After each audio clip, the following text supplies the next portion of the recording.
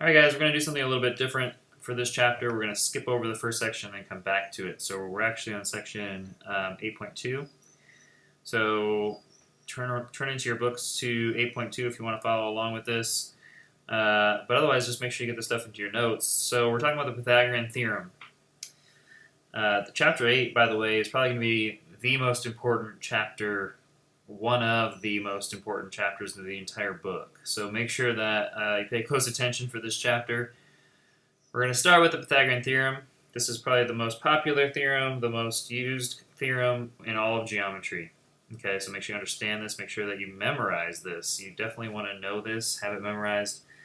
And what it states is that if I have a right triangle, then the sum of the squares of the lengths of the legs, in this case that would be the A and the B, okay, the angles on the sides on either side of that right angle, are equal to the hypotenuse squared. Alright, so A and B are always going to be your legs. C is always going to be your hypotenuse. The C value is also always going to be the longest value of the three. Alright, so for example 1, our right angle is right here, which means I'm dealing with the legs. So we have an A and a B. It doesn't matter which is which there, but the C value does matter. The C value is going to be my X.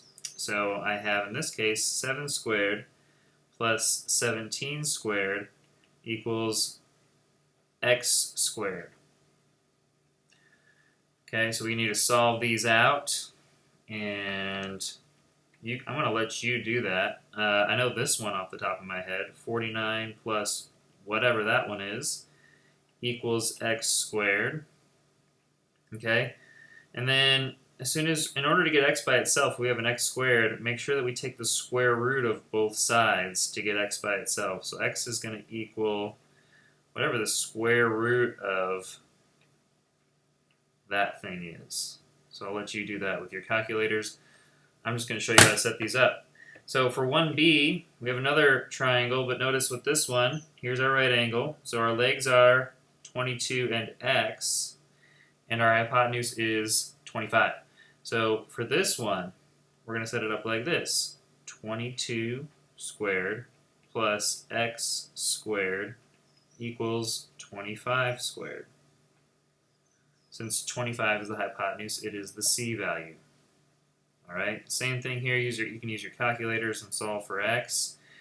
We eventually need to move this guy over to the other side. So square it and then subtract it from both sides, and then we'll take our square root again to get X by itself.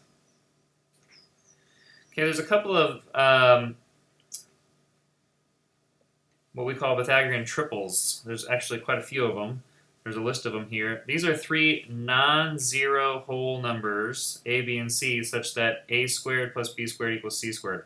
All it's saying is that if I have these triples, then I'm going to get a nice even value, a nice even answer.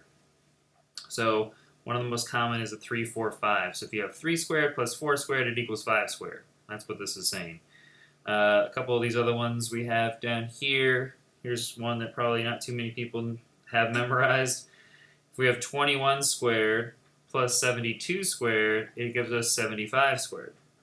All right, so these are just common Pythagorean triples. There's more of these, obviously. After this point, if you plug anything into any of these x's here, so you plug a common value in for x into any of those, it's going to give you a Pythagorean triple. So it's just good to be aware that these things exist. So if you want to if you're working on something and you want a nice even whole number, you can use one of these triples. So example 2 says use a triple. All right, so I don't have all my triples memorized, so you can just go back and forth. I'll go back and forth when I do these. But this one says 20 squared plus 48 squared equals X squared. These are my legs. They're on either side of my right angle. Okay, so my C value is going to be my hypotenuse, which is X. So let's look back here if there's a 20 and a 48 anywhere. And they don't give you a 20 and a 48 anywhere, but if you'll notice, this guy would give that to you if you multiplied, if you put a 4 in for these. So 5 times 4 is 20, 12 times 4 is 48. So there we have our 2048. And let's see what that would equal. What's 13 times 4? If you don't know off the top of your head, work it out. So 13 times 4 is going to give us 52. So I'm willing to bet that x in this case equals 52. So I'm just using my triple there. You don't have to do this, it's just as a shortcut. So if you want to just work it out, I don't have any problem with that. But these triples do offer a little bit of a shortcut if you don't want to work the whole thing out. Okay, and for 2b, we have a leg, 14 squared plus x squared equals 50 squared. Again, you could come back here, look for that 14 and that 50. So we know the other leg must be the other piece, which is 48. So x equals 48. Just using my chart, using my triples. Again, you don't need to do that. You can just solve it. You don't have to memorize all those. Just making you aware that they exist. Okay, how to tell if a triangle is an acute triangle or an obtuse triangle. They're going to give you 3 values in your homework for possible sides of a triangle, much like, let's see if I can show you an example here and then I'll come back. So they'll give you 3 values, like 7, 14, and 16. And they want you to determine if it's an acute, a right, or an obtuse triangle, or any triangle at all. So what you have to do for this is, if the c squared value, so if c squared, the hypotenuse, okay, if it's a right triangle, but this works for every type of triangle, if the longest side of the triangle squared, so that the longest side squared is less than the other 2 added together squared, then it's acute. So again, if the longest side squared, when you square it, that value is less than a squared plus b squared, then I have an acute triangle. All right. To tell whether or not it is obtuse, we're just looking at c squared, and if that thing is bigger than a squared plus b squared, then I'm working with an obtuse triangle. All right, so let's see what this looks like. Before we do, though, let's make sure that we also, when we're looking at these, make sure that the 3 sides can even form a triangle. So step 1 is always going to be determine if the measures can form a triangle using the triangle inequality theorem. What this states is that any 2 sides added together must be greater than the 3rd side.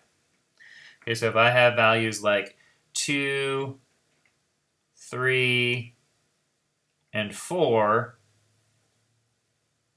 will this be a triangle? Well, if I add these 2 together, 2 plus 3 is 5, that's greater than the 3rd side, so that works. If I have 2 plus 4, that's 6, that's greater than 3, so that works. If I have 3 plus 4, that's greater than 2, so that works. So this would qualify as a triangle. Okay, so just make sure that the 3rd side of that thing, if you add any 2 sides, it has to be greater than the 3rd side. So here's an example. They'll give you 3 numbers like this, 7, 14, 16. So the first thing you do is you check to make sure, okay, if I add any 2 sides together, will it give me something greater than the 3rd side? And in this case, yes, it does. If I add anything to 7, it's going to be greater than the 3rd side. So 14 plus 7 is greater than 16. 16 plus 7 is greater than 14, etc. Okay, so now we have to determine, after we've determined that it is a triangle, we did that, we need to classify it as acute, right, or obtuse. So again, the c value is always going to be your longest value. Okay, so in this case, we have 16 as our c value. So 16 squared, and I'll go ahead and do this one with you. So 16 squared, doing it on the calculator here, 256. This is 256. Let's see what the relationship is to that with our other 2 sides. So 7 squared plus 14 squared. So let's look at those there. So 7 squared is 49. Okay, 14 squared is going to give me 196. If I add those together, I get 245. So in this case, my c value which is my 16 squared, is greater than my a squared plus b squared. Since that is the case, I know that I am working with an obtuse triangle. Okay, if it was less than the other two sides added together squared, I knew it would be acute. If it was equal to, I knew it would be a right. Okay, so that's the relationship. So here's another example, example 4a. The longest side here is the 61, so 61 squared. Don't know that one off the top of my head. That is 3,721. Let's find out what the relationship is to 60 squared plus 11 squared. So 60 squared is going to give me 3,600. And 11 squared is going to give me 121. Okay, so if I add those together, I get 3721. Well, notice here we have the same values. If they're the same, this is a right triangle. Okay, so I just want you to classify these. Here's a couple more of them. By the way, if you have something like this, it may be hard for you to tell whether or not, or which one is the biggest value. If that's the case, just do them on your calculator. It's the same. This is saying 2 times the square root of 3. So if you take 2 times the square root of 3 on your calculator, you might even have a function for that.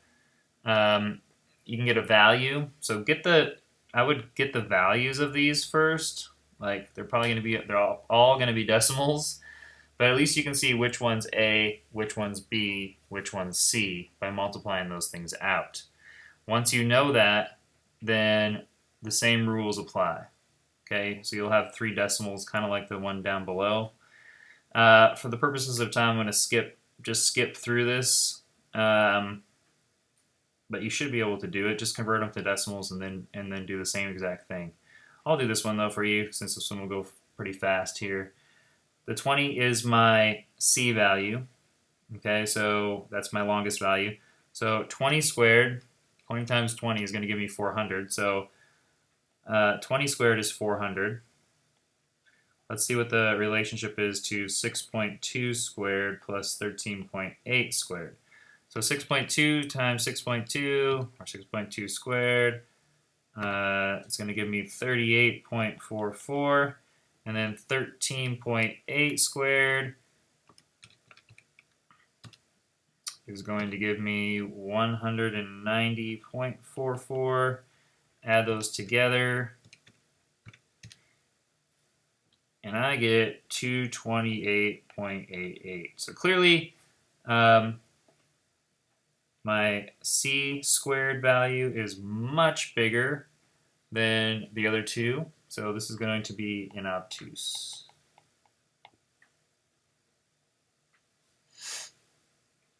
All right, your homework for tonight, I should say, is page 552, numbers 9 through 25.